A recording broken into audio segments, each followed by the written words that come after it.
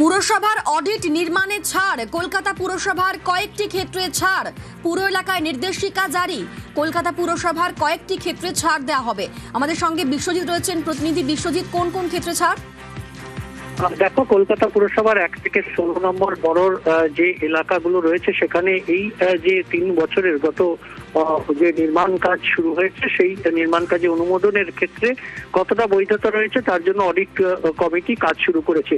এই কাজের ক্ষেত্রে সামনেই বর্ষা এসে গেছে এবং বৃষ্টি পড়ছে, প্রচুর ভারী বৃষ্টির সম্ভাবনা আছে।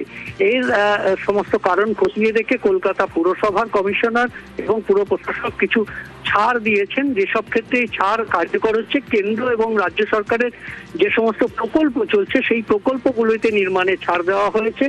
পাশাপাশি আবাসিক বা ব্যক্তিগত যে বাড়ি নির্মাণ হচ্ছে G+4 এর ক্ষেত্রে এই ক্ষেত্রে নির্মাণের ছাড় দেওয়া হচ্ছে। এছাড়াও বড় বড় কাজের যে অনুমতি মিলেছে সেখানে যে ভিত খনন, সেই ভিত খননের কাজ, কারণ বর্ষা এলে আর সেই কাজ করা যাবে না, সেই কাজের ক্ষেত্রে জরুরি ভিত্তিতে সেই অনুমোদন শীট ফাইলিং এবং মশাবাহিত রোগ প্রতিরোধ ক্ষেত্রে যে সমস্ত কাজ করতে হবে এই সমস্ত নির্মাণ এলাকায় সেই কাজগুলো করার ক্ষেত্রে কোনো বাধা নিষেধ থাকবে না, এমনটাই ছাড়ে বলা হয়েছে।